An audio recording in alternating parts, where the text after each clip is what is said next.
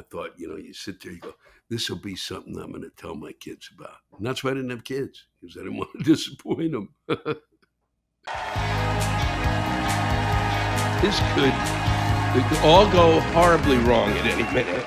Hello there, and I hope you had what was the fastest arriving Labor Day that I've experienced in quite some time.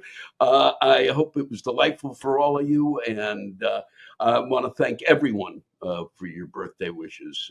They meant a lot to me. And if you're up in upstate New York, North Tonawanda, September 5th, I think that's the way you pronounce it, at the Riviera Theater just outside of Buffalo, followed September 6th at the Reg Linnaeus Center in Jamestown, New York. Join me if you can, and have a splendid week. And I will be back next week. This is a greatest hits. Enjoy.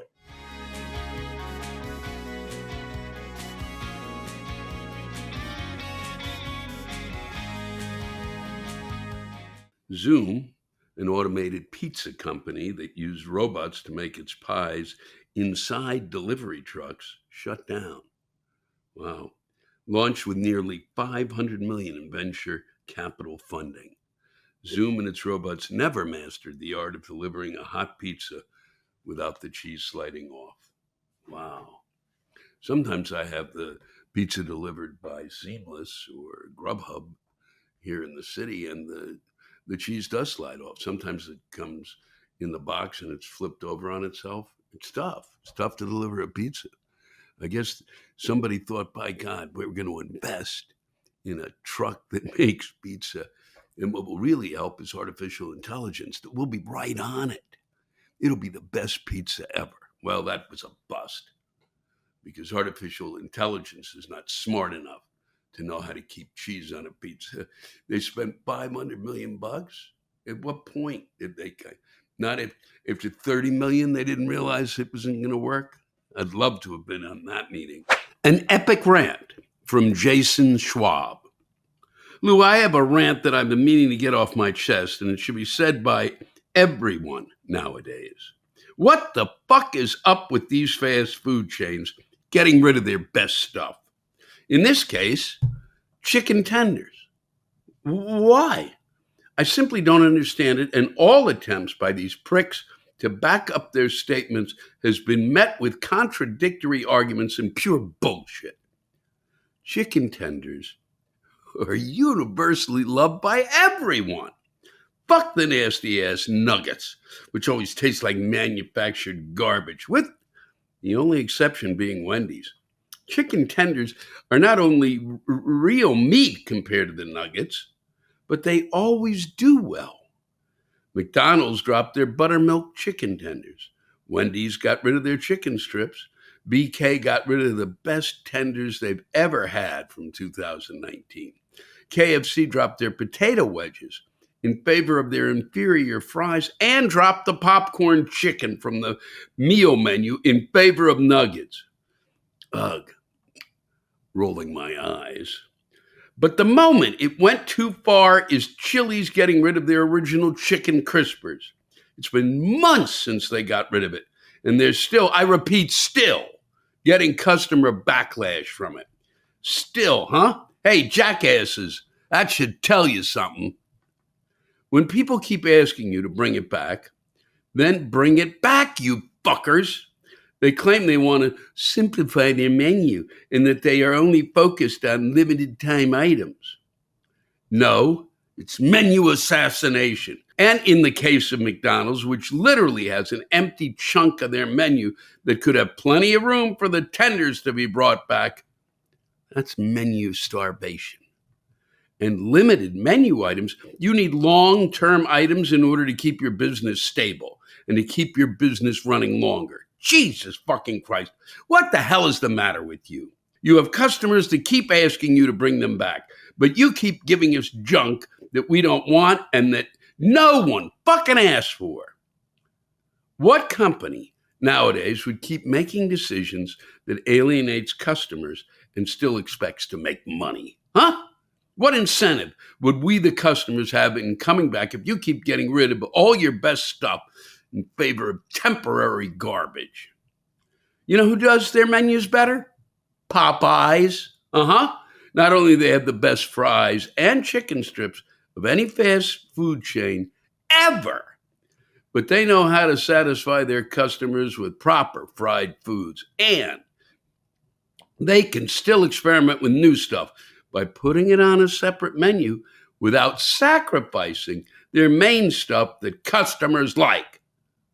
That's how you do it, you corporate morons. Culver's, Golden Chick, DQ, Sonic, Jack in the Box, even Arby's and A&W are objectively better than McDumbass, Wendy of Neverland, and Booger King because they keep their strips on their menu and they make smarter decisions. Hell, even Roy Rogers is far better. But I sadly have not been able to eat there since we left Maryland back in 2021. But I heard that they were planning to expand to Texas, and all I can say is do it. Your aesthetics fit with Texas, and I deeply miss their foods. If you ask me, Plano, Frisco, Allen, McKinney, and the Colony could benefit from them building some Roy Rogers fast foods, a closer Longhorn Steakhouse, expanding Famous Dave's, and also expanding Storms, which is a place I need to try. And as a Five Guys, don't follow the trend of what I tend to call the chicken tender prejudice and consider putting them on your menu. I want it. Your customers want it. Even your own employees want it. So you're in the minority of refusing to add it to the menu. And who knows? Maybe it could actually be great if you applied the proper chicken tenders, huh? Trust me, from a chicken tender connoisseur, not all chicken strips are created equal. The best are the ones that are fresh, soft, juicy, packed with white meat, and the best amount of breading. Hell, it would be the same if one of your favorite places got rid of a menu item you loved from IHOP or Cracker Barrel and so on. If they got rid of an item you loved, you'd be pissed too. Before I close my rant, I recommend that the next time you come down to Texas to check out the following restaurants that even I've discovered down here that were fantastic. Scotty P's, which has the king of chicken tenders.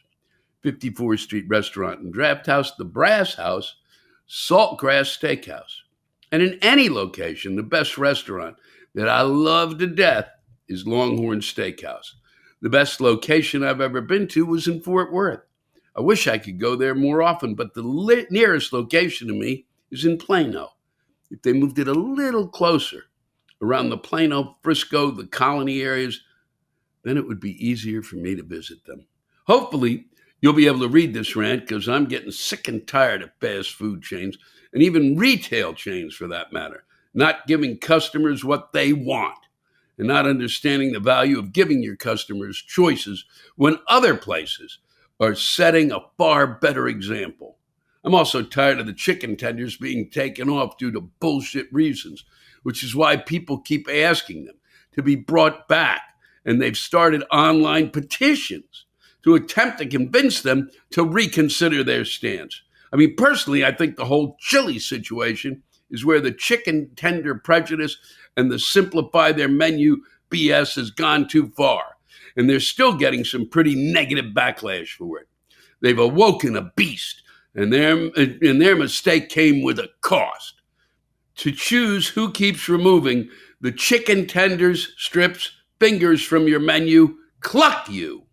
Hell, if they added the chicken strips back on their menu, it would make going to McDonald's, Wendy's, and BK more tolerable to go if they had something on their menu that isn't just nuggets and didn't suck. Thanks very much for reading. Jason Schwab, Plano, Texas. Wow. That is one of the longest food rants we've gotten in a while. The only one that seemed to be in that ballpark was the one about the guy who opened it up and got chunky peanut butter, I believe, instead of smooth. Or it could have been He got smooth instead of chunky, but I think it was chunky over smooth, Jason. There's some quick news that'll make you beer drinkers happy, and makes me sorry that I stopped drinking beer. There's research showing that drinking even a single beer a day diversifies men's gut microbes and may reduce their risk of diabetes and heart disease. God, good news, beer drinkers, good news. That microbreweries, can't beat it in Portland, Maine, and it's got a quality to it that really is extraordinary, and phenomenal restaurants. And I'm going to mention two, because one is really just a great bar with some terrific oysters and some nice little small dishes. It's a sister to the other one. This is Blythe and Burrow, and they had a cocktail there, and I rarely drink cocktails now unless something really fascinates me. A dandelion-infused whiskey, a few other ingredients, and smoke infused. Put in a little bottle. They put the smoke into it and tap it off, and then they give you a bit of it and tell you, drink this, and then we're going to pour in the rest, and they will taste different. It's like two different cocktails. It is. It's really. I drank a lot of whiskey in my time, as my brother, who, if he were around today, would attest. And this was really just extraordinary. I haven't been drinking much whiskey, and it was really a little too tempting to have a few more after that. And that's Blythe and Burrow. The other, Bia Vecchia, just a restaurant that I've been to with some friends, and I've been there about 4 times, and it is spectacular. I mean, it just gets better and better and better. They had a tequila cocktail there, and it was stunning. Tequila's been kept on my cocktail list and on my drink list because it clears my head, and I am able to focus when I'm on it. And it is this cocktail. For those who love the taste of tequila, might go, "Oh well, it took away the taste." It did not taste like tequila. It tasted like something that you really just wanted to sip, and you didn't know what it was, and you just knew it was fucking flavorful and tasty. And can I get a tumbler of this to take home? I'm not one of those slow drinkers. I usually, especially if it's good, I'm yum, yum, yum, yum. This was, I just kept wanting to save it. And it was really in the food, through the roof. Well worth your time. Portland, seriously, I've stumbled into all sorts of places there, and they really give a shit about what they're eating. It may have to do with the winter. It also may have to do with they're on the East Coast. A lot of chefs flee New York and get up there and say, "Fuck it, I'm going to relax and work with some really great fish for a while." Not the people, but the harbor, which brings forth a bounty of really great seafood, and the restaurants and the pubs, everything. I can't tell you more. It's just go there. If you've not been there, just go there. I promise you, you're gonna love it. Kathy Walker wants to share a little something. It's really quick and to the point. Anyway, I did want to comment on the benefits of slavery deal. My comment is jumbo shrimp. Kathy, thank you. Thanks, Kathy. Yep, that's about nails it. The benefits of slavery and jumbo shrimp. First off, the cake, the anger cake that you may have seen on Twitter, Instagram, where the TikTok, wherever it showed up, which was made by this a very apparently from the Cake Masters. One of those ones who was appearing on television and certainly knew how to bake a cake, created this beautiful rendition of my character as a chocolate cake with this incredible Rice Krispie treats around it. It was really spectacular. And tasty and wonderful, except for the fondant, uh, which was the red around its. I was going to say my head. It was that stuff is a little much for me, but it was really quite a treat. And I would like to thank her if I knew her name. And please let me know who you were. I can't tell you what a joy it was to see that in the dressing room in Saginaw at the theater there. Thank you. Uh, Brisket candy canes. Seriously, there's 7 of them. Brisket candy canes. Something I guess only a Jew could love. Uh, well, I don't want that peppermint candy cane. It's not. But boy, it's for Hanukkah. It can't beat a brisket. I'm going to try this uh, in honor of her and for her show where she tries a number of things. She sent this along. She basically didn't. Do it on her show. She was maybe so. I'm kind of excited to kind of taste it first and then send it off to her to try. I don't know where this is beyond belief. And it turns out it's really kind of a candy cane inside.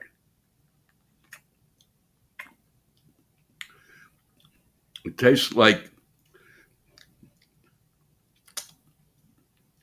it tastes just a little bit better than my mother's brisket, which is was horrific at times. She just didn't really enjoy cooking, she just didn't. I don't think she wanted to do that.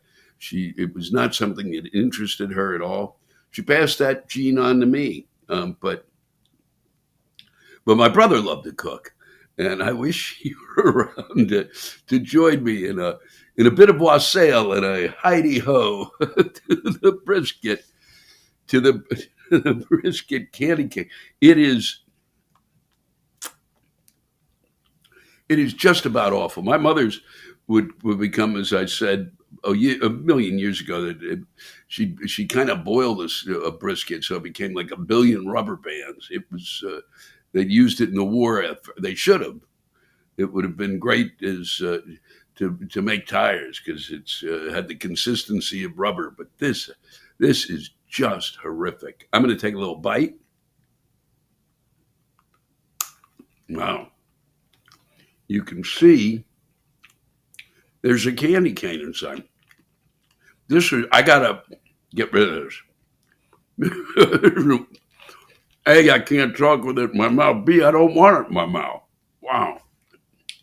Whew. Wow. Wowie, wow. That's enough of that. Thank you, Kathleen, for the first real set decoration I've had here in my cable access studio, and certainly for this, reminding me of the fact of well, why I've never been a big fan of brisket unless it's done absolutely right, like soaked in beer and barbecue sauce, or a really good corned beef brisket, or unless it's corned beef. Um, it tastes like licorice inside, which is senseless, but I guess that's what gives it its delightful briskettian flavor. Briskettian. He's come up with a new word. All right, I gotta go spit this out. Richard Mather, I congratulate you because no one has ever ranted about this. So I imagine there'll be more coming. You've opened the door. So I go to the store the other day and see apples. That's right, folks, apples. Advertised and sitting on the front table near the door. The trickery had begun. The tag said they were Honeycrisp apples, one of my favorite kinds. If there's only one label on the table, and not thinking ahead of the aforementioned treachery, I just grabbed a random bag. Mind you, I love all kinds of apples: Fuji, Macintosh, Honeycrisp, Granny Smith, and even a few other hybrids. So I go to the counter with the bag and a few other items and check out. It had been a couple of weeks since I'd eaten an apple, and I was excited to get home. I've never heard anyone get this excited about apples. It's thrilling, really, in its own way. I like to put peanut butter on my apples. Smooth, please. This is in deference to the other rant. So I grab the jar and open it up. My taste buds are salivating. Then the moment of truth. I get the bag of apples and about to open it, and I see fucking Red Delicious on the label. Where's my damn booze? I yell to my love. The one damn thing I wanted that evening was a Honeycrisp apple with peanut butter. Not, I tell you, the abomination of all apples. A Red fucking Delicious apple? Who came up with that name? Someone who's mad at the world? Yeah, let's name it so all the ignorant apple people will buy it. For starters, the only truth about a Red Delicious is that it's red. Huh? There's nothing delicious about it at all. It's like all the other apples of the world got together and said, let's take the worst part of each of us and combine it to make one apple. Oh, yeah. Let's name it Red Delicious so no one will know how it sucks. For starters, the interior texture is like applesauce without the charm. It's actually kind of true, really. I hadn't thought of that. It's devoid of all taste except a hint of mushy sweetness, like a couple of granules of sugar wanted to kill themselves and couldn't think of another way to do it. The outer part is all shiny and super red, a brilliant coloration, like the poisonous Amazon frogs that can kill you if you touch them. You can wash them for 10 minutes and still can't get that Red Delicious slime off of them. It's almost like the apple is in a sausage. Think apple intestine, skin. Damn it, I just wanted a good fucking apple. Frustrated as hell, I look around the kitchen for a hint of any other apple that might be edible. Wait, what's that I see in the corner? Could it be? Yes, it's an apple. Not red, it could be edible. Son of a bitch. It's the marginally inbred-looking cousin that you never liked, but your parents made you hang out with them when you were young. That's right, the Golden Delicious apple. You told your parents, hey, this kid's going to go to prison, but sure let it influence me when I'm most impressionable. Sure, the Golden Delicious might be tolerable in one recipe that my sweetheart makes, but just barely. And I think that the sugar granules in it want to join their parents in the afterlife, like a Brussels sprout martini. It might not be awful, but wouldn't you rather have olives? Damn it. I just wanted a good apple. Where's my booze? Wow. I've never heard anybody attack apples. The Golden Delicious apple. Yeah, my parents used to have those around. You told your parents, hey, this kid's going to go to prison, but sure, let him influence me when I am most impressionable. Wow.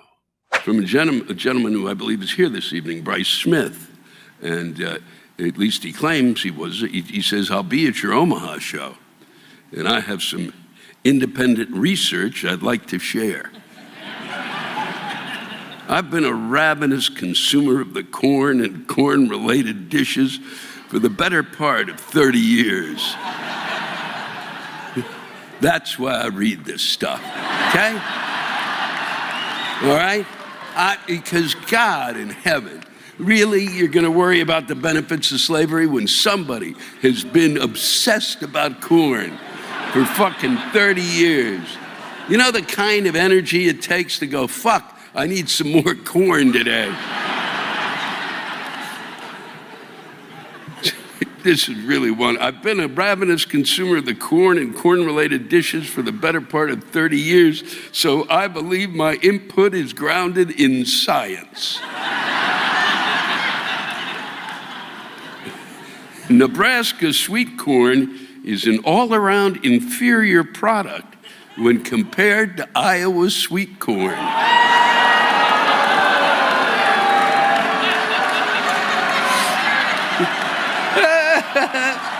Oh, boy, you didn't leave the house this evening thinking, God damn it, I'm going to root for fucking Nebraska corn. Oh, boy, hang on to your hats then. Nebraska's failure of a cob tastes like broken dreams and buttholes.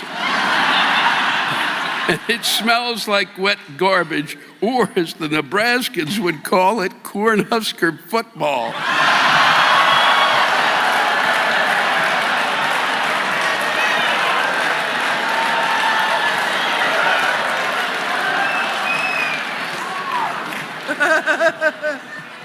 God, that's wonderful. Iowa corn has been blessed by the collective pantheon for its naturally occurring sucrose and vibrant coloring. It's pleasant to all senses. Who the fuck thinks of this shit? It doesn't even need butter to eat. It doesn't need butter! Nebraska's sweet corn color is more akin to the teeth on, well, a farmer from Nebraska. The only way I've been able to consume the excessively dry kernels from this hominy Frankenstein fuck cob is by drenching it in bacon fat and ranch dressing.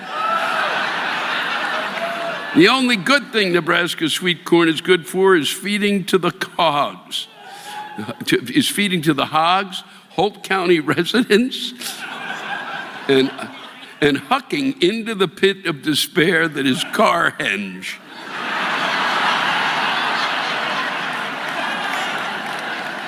Sincerely, a farmer from Iowa.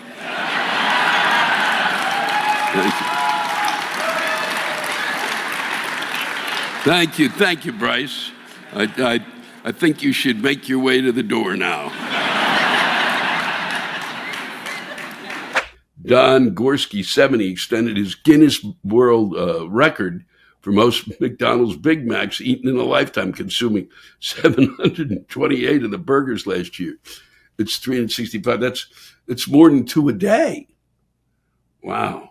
No, close to 2 a day, actually. And it is 2 a day, I think. And it could bring his total to more than 34,100. Many people thought I'd be dead by now, said the Wisconsinite. It would take someone from Wisconsin. Oh, God. God love you, Don Gorski, but that's crazy. And that really, I wonder really if the $500 million man could give you a run, Don. I wonder how many he ate. But I don't know if he's a Big Mac man or just a McDonald's man in general. I don't think he eats the chicken sandwiches or the filet of fish, which was always a treat for me. But we hear time and again that that's his favorite. So, and that he loves to eat that, and he eats a lot of it. So we'll see. Maybe he can do a one-off with him if things don't work out. They can do a show where he brings on people and judges the amount of the great McDonald's eat off. Oh boy. That hot dog stand, I really enjoyed the hot dog, and I just couldn't get over, seeing that they, that this character that I am the voice of, shilling hot dogs, and no, I don't get any money from that, but if you're there, get one. I'm telling you, it's a good one, and if not, get the other. They say they're all beef. So I don't know what the nitrate level is, but give it a go. In Philadelphia, the land of brotherly love, Philadelphia Phillies ended their long-running $1 hot dog nights, in part because unruly fans kept hurling Franks onto the field. It wasn't just the throwing, said Senior Vice President John Weber, but the throwing was a little bit of a tipping point. I'd love to know if somebody in Philly could please let me know what they were doing besides throwing the dollar hot dogs. And why would you fuck up a deal like that? God, that just made me want a hot dog. So I may try to find one now and bid you adieu. And I really even was shocked that those words kind of came out of my mouth, but they were the first ones that arrived there. I want to thank you, as always, for spending time with me. It's a privilege and a pleasure, let me say. Thanks to all of you for listening to my Rantcast. If you have a rant you want to get off your chest, send it in to me at lewisblack.com/live.